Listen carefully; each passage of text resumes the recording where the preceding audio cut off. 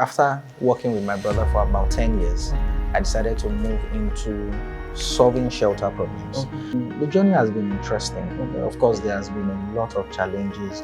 All those things were the things that built me up to do what I do today. At least I know I've been part of almost 10 businesses. Wow. I'm a Lagos breed. I was born and brought up in Lagos, bread and butter in Lagos, beans and gari in Lagos. I was studying electrical engineering, then I dropped out of school. Experience is not something that you can buy. Number one, look for people who have gone ahead.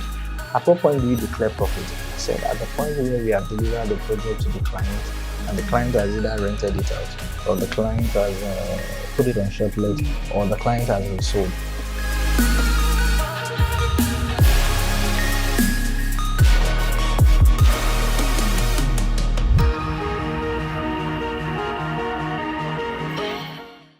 Being an entrepreneur, how did you get started and how did you get to this point you are right now? It's been a long journey. That's the easiest way to say it. But I would say my entrepreneurial journey started from while I was a very little child, when I started selling pure water. Wow. What used to be called then ice water, but now called pure water. Right. That's where my journey started from, and I think I should be about 6 or 7 years old. Of course, it was in a bid to help the family. So myself and my siblings used to go hawk ice water. So that's where my entrepreneurial journey started from. And then from selling ice water, migrated into selling what we call underwears now, but then it used to be called pata in Yoruba, or what some people will call panties. And then this one that used to have rope. So I started selling that, and it was a very interesting journey because after so many years, when I look back and I remember those things, I noticed two major things. Number one, my zeal to carry these things, go into the marketplace to sell these things was very high. And then of course it progressed from there into what I've done over the years and into what I am doing right now. I know you're the Chief Operating Officer for Bras & Castle. You want to share with us a bit what you do at Bras & Castle? Well, I like to say that at Bras & Castle, what we basically do is that we solve shelter problems. It's what every other person will say that we're a property development company. But we don't like to say it that way because we don't just only develop properties. We try to do more. And the goal around what we do at Bras & Castle is not just only to develop property. We want to be stakeholders in the property development world, not just only in Nigeria, not just only in Africa, but globally. So what do I mean by that? So there's a section where we develop the property itself, but there's also a section where we want to start chunking out data, statistics, and how we can help to resolve housing deficits. Not only in Nigeria, like I said, not only in Africa, but globally. But of course, we've started with Nigeria. So we want a solution whereby tomorrow we want to sponsor bills at the national assemblies or at the state assemblies, either to introduce new policies or to engage the government on how to resolve these issues. So that's why we say we solve shelter problems at Bras & Castle. It's a lot of work for us, but it's something we've decided to take upon ourselves. And the journey has been interesting. Of course, there has been a lot of challenges, but just to answer that question straight and plain, we solve shelter problems, but it's what every other person will say that we are a property development company. So at this point, I'd like us to tie it. You told us how you got started at a very young age. So tell us, how did you get to start Bras & Castle? The beginning days and where it is right now. So my parents, of blessed memories, were also into real estate, but they were on the agency side, or maybe what you call the broker side. So they used to help people to source for houses, then 1 room, 2 rooms, room and parlor. They used to source for people. So they started the journey, including my dad and my mom. They started the journey. And over the years, my brother picked it up and then, went above what they've done and then started selling properties. And then, of course, started selling properties in Ibra areas in Lagos, such as Victoria Island, Ikoyi, Lekki Phase 1s, and the likes. And then I got to work with him over a period of time. And of course, the spark that I had picked from my parents that went through my brother also now extended to me. So after working with my brother for about 10 years, I decided to move into solving shelter problems. And that's how the journey has progressed. But before I moved into property development or solving shelter problems, there were so many things that happened along the line. At least I know I've been part of almost 10 businesses. Almost 10 businesses. Some of them were, you know, small businesses. In fact, most of them were small businesses. But of course, all those things were the things that built me up to do what I do today, or to lead the organizations that I lead today. I remember I used to sell fruit. I used to go to the popular fruit market, my 12, to go and buy fruit. I used to go to K2 to go and buy fruit to sell. I had started a company that was basically selling fruit. So I wanted to funkify it in not the way that... Package it very well. And I remember there was a fruit basket, a fruit hamper that we introduced then, and we supplied some at the headquarters of Zenith Bank. But it was not a sustainable business. I remember I used to process driver's license, and I made a lot of money from it. By the time I stopped processing driver's license, I'd done almost 500 units for people. I used to even do for big companies like a hotel. And then I used to do international passport. I was doing international passport. Then I was into event management. I was into stage management. In fact, stage management probably made me the highest money that I made, because I was even earning as much as 1 million naira to manage a show. But I still didn't find that fulfillment. In fact, at some point, I was traveling to a neighboring country, Benin Republic, to go and buy cars. And then I'll bring it into Nigeria, and then I will sell. I mean, I did so many of these things. I want to share a bit about the projects you've done and currently handling at Brass & Castle. We've successfully delivered 3 projects in the last 2.5 years. We're currently working on our 4th project. We're starting our 5th and our 6th project almost simultaneously. We've delivered 36 unit 2-bedrooms apartment in the last 36 units in the last 2.5 years. So our first project was called Doxy Apartment. Our second project is called the Royal Residence 1. Our 3rd project is called the Royal Residence 2. Our 4th project is called the Royal Residence Ilason.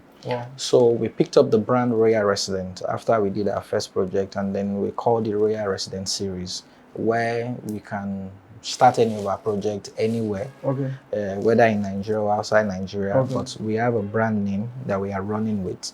So every of our project is almost going to carry that name until we start another series of our development. And then we had to focus on 2-bedrooms apartment because we did a research, and then we discovered that when it comes to people buying, 2-bedroom is number 1 in requirement.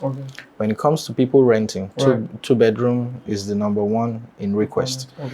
When it also comes to short-let, 2-bedroom is also number 1. So we decided to focus on what the market needed, or what the market needs. So we focused on 2-bedroom, and we came into the market. We're building 2-bedrooms, but the core thing for us was timely delivery. We wanted a situation whereby people can invest or buy or purchase into any of our development, and in the same year, they can start earning from it, or they can have their property to themselves and do whatever they want to do.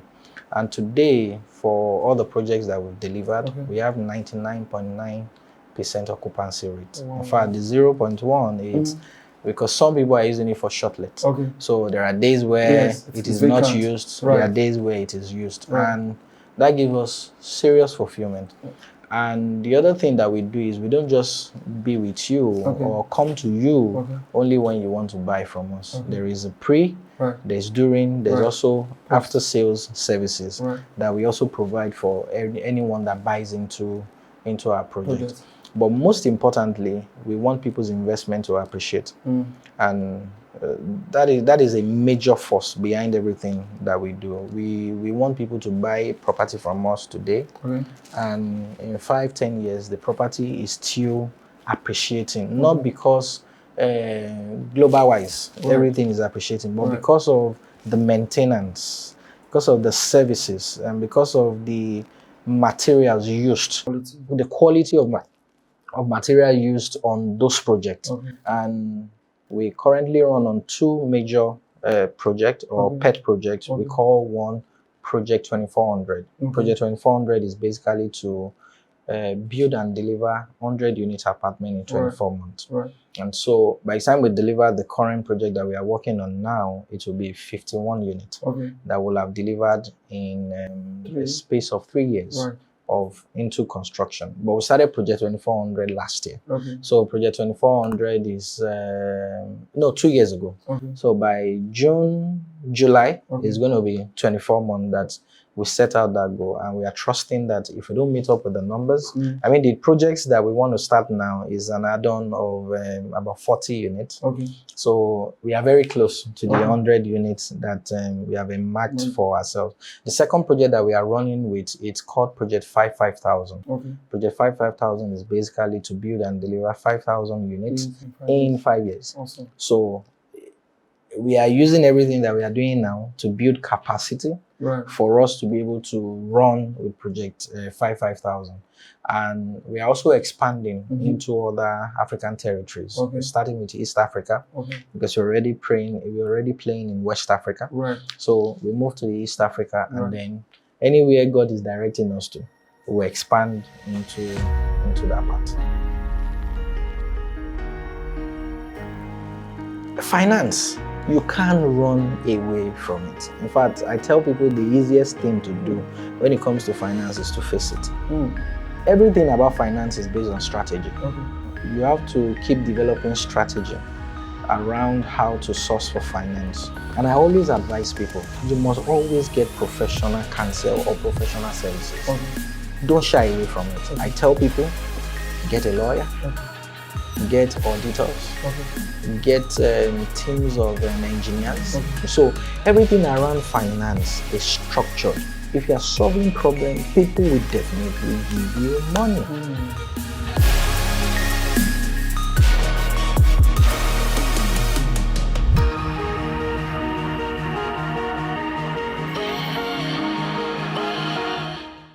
One key thing or challenge or issue you often hear from young entrepreneurs or aspiring entrepreneurs is finance. You want to touch a bit about finance, how you're doing all of this project? Well, let me say it in a very sincere way. It's not something you can run away from. It's not something you can shy away from. But it's something you can manage and mitigate on. Will I say we've had challenges with finance? Yes, we have. But ultimately, we've delivered our project. And so you have to keep developing strategy around how to source for finance. The first strategy we did was the half plan strategy, which is you get people to subscribe into the project. They give you upfront payment. You use the fund to build the project. So a lot of the time, the challenges that developers usually have is once they see money, they think it's their money, but it's not really your money. I was discussing with someone, and someone was asking me that, at what point do you declare profit? I said, at the point where we have delivered the project to the client, and the client has either rented it out, or the client has put it on short let, or the client has resold.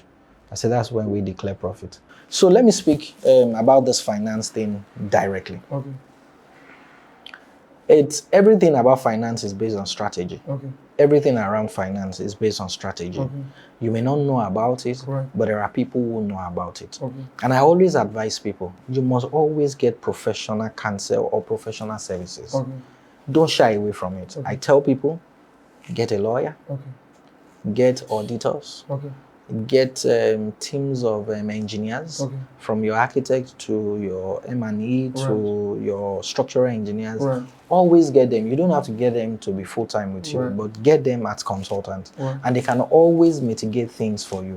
One of the easiest ways is if you bring in a banker or an investment banker or a finance person to help you structure on how to raise finance, you are definitely going to be resolving a lot of issues.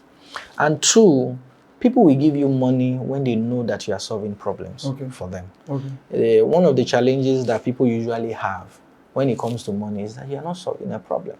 If you are solving problem, people will definitely give you money. There are times you will be down. Let's be honest. There are times we were down financially to even carry on with the project. But if you are offering services, people will definitely pay for it. So everything around finance is structured because, I mean, all the money goes through the bank. The banking system is a structured environment. So even if you want that money to go through that banking system, you have to structure it. You have to collaborate with the right people. So sometimes it might not even be off-takers. It might be business partners who are coming in as finance partners. You have to structure the deal. You have to make it worth their investment. So why should I give you money? Why should I give you money? Today we have partners who are partnering with us financially. Today we have partners who are partnering with us material-wise, who give us credit line. And we have the off-plan sales who are willing to give us money ahead for us to build. Did you grow up in the city? Oh yes, I grew up in the Mushin part of Lagos, and I also grew up in Surulere part of Lagos. And then after some time, I moved to the Solo part of Lagos, and I've lived in different parts, but I grew up in Lagos. I'm a Lagos breed. I was born and brought up in Lagos, bread and butter in Lagos, beans and gari in Lagos. Amazing. Where did you school? My nursery school, I don't know if it's still in existence. It's called Baptist Academy. That was where I attended my nursery school. My primary school is still functional, Baroa Primary School. Then I went to Government College Ikorodu. So I was a village boy. I went to Government College Ikorodu. But I didn't finish from Government College Ikorodu. I went to a school, but I think that school has shut down now. Dell International College. It was a private school. Then from there I went to Yabatech. I was studying electrical engineering. Then I dropped out of school because I discovered that electrical engineering thing wasn't working. I remember one day a lecturer came into the class and was saying, I'm going to teach you guys that you are going to use mathematics to calculate this building. In my head, I'm like, no, not maths. And then I think either same week or a week after, I gained admission into LASU to study, Lagos State University, to study computer science. I just told myself, I said, babe, make I leave this electrical engineering. Let me go to LASU. So I went to LASU. I graduated from LASU. And every other thing I've done after then is professional courses, LBS, and then other courses. So yeah, and everything, I made sure everything was in Lagos. I didn't go out. So I didn't school in any other parts of Nigeria, but Lagos. So I'm a Lagos breed boy. Experience is something you can buy, but it's not something that you have to experience yourself. Number one is look for people who have gone ahead. Number two is that look for people who have gone ahead in the field that you want to choose. There are business mentors. There are family mentors. It depends. There are even spiritual mentors. So there's something that one of my mentors talks about. His name is Niyi Adesanya. He talks about sophisticated leadership. And sophisticated leadership is that kind of leader who can open any door for you. Imagine having a sophisticated leader as a mentor. I mean, we are partnering with 2 major banks today in Nigeria because our books were intact.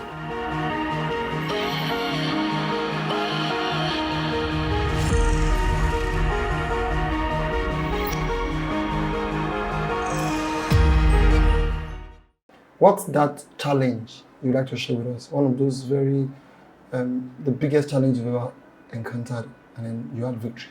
Share one challenge with us. The biggest challenge that I have had on this entrepreneurial journey, it's partnership. Okay. So we run on what is popularly called joint venture partnerships. Okay. So virtually all our projects are on joint venture partnerships where we have a partner bring in the land as equity, and then we come in with finance and expertise to develop whatever we are developing. And it's been an amazing challenge working with some people. In fact, we had to walk away from some partnership because we felt we didn't have that synergy, or we didn't have that we didn't have the same goal. We didn't have the same purpose for what we wanted to do. So we had to develop a structure around it.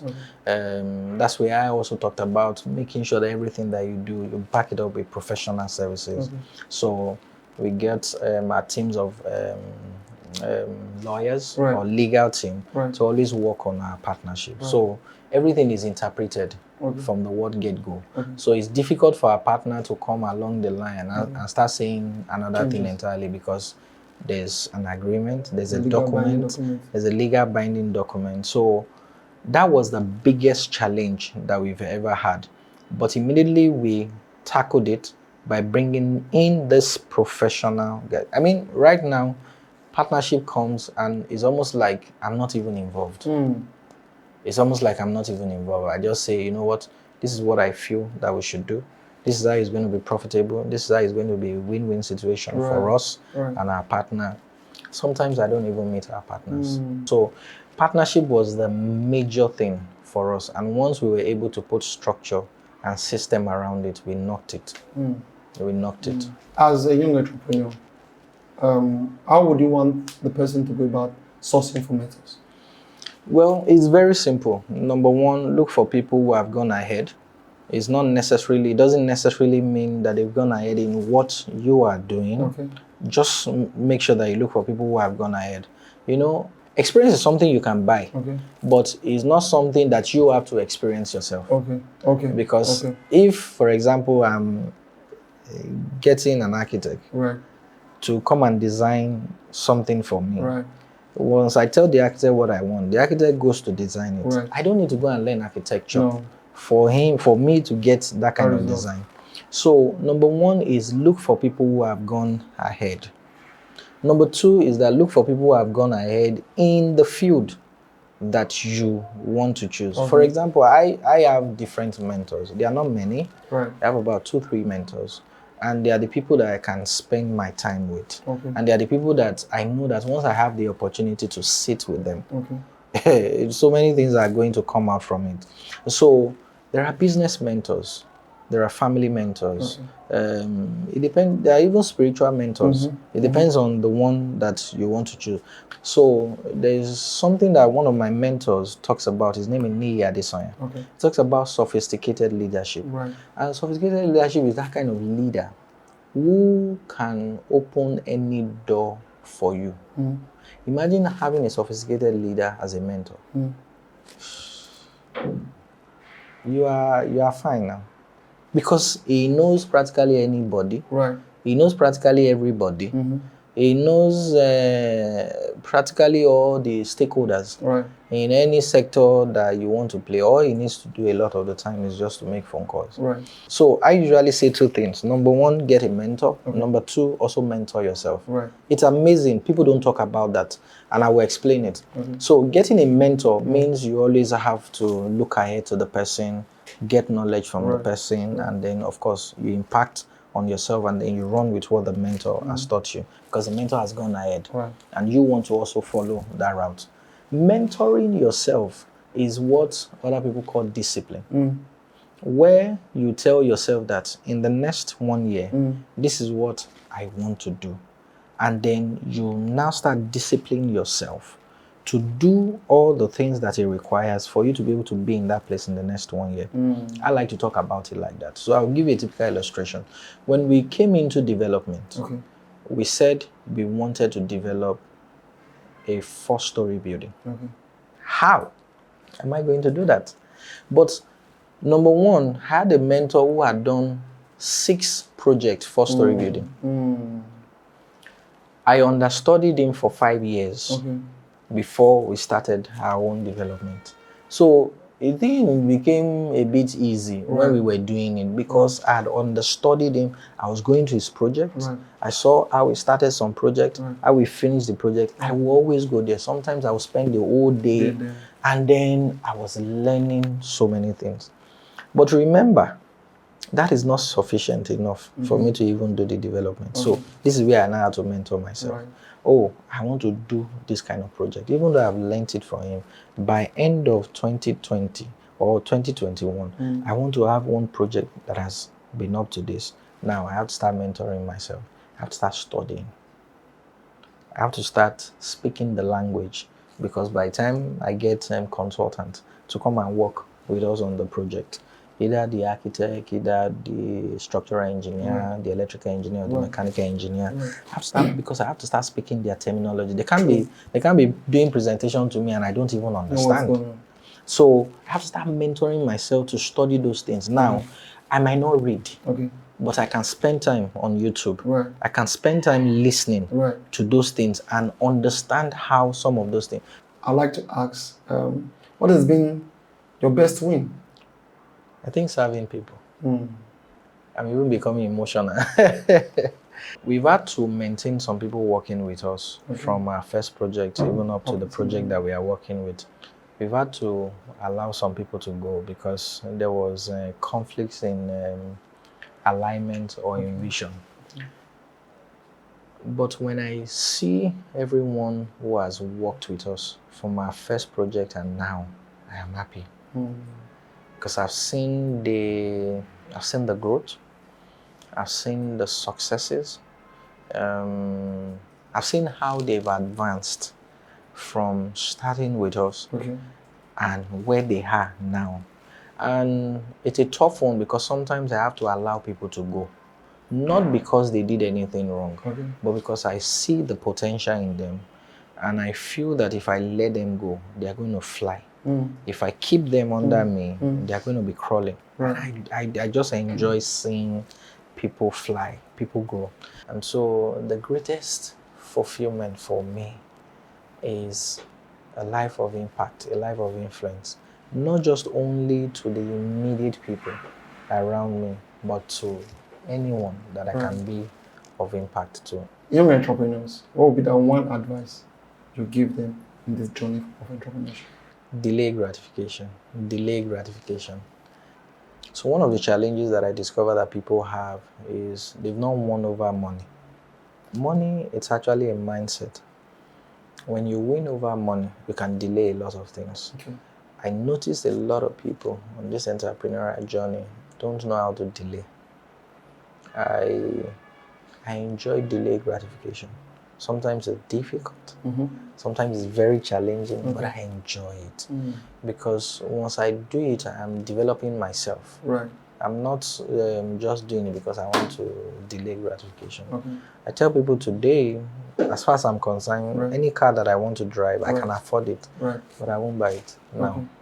I will delay it because when I'm going to buy it, it will be from profit. It won't be from, we are trying to put the money together. No, it will be from profit. It will be, you solve enough shelter problems and then you have spillovers and then you can go and buy the car. It's not only even car, even houses, even clothes, even traveling sometimes. Some people do unnecessary trips. You don't need it. Delay gratification. Once you can do that, trust me, you'll go far in life. You go, because ultimately you will account for every penny that is being given to you. Can you account for it? If you can account for it, then you're fine. I mean, every year we do audited accounts. In the last 3 years, we've had to do audited accounts. And when I look at the books, I'm so proud of ourselves. But guess what? If we didn't do that, it won't open up to some of the collaborations that we are getting today. I mean, we are partnering with 2 major banks today in Nigeria because our books were intact. And we had to pay for all those things, pay an auditor firm to do every of those things. There were so many, you see so many things you won't buy now. Look, that's yourself, so my brother, no be time. Delay gratification.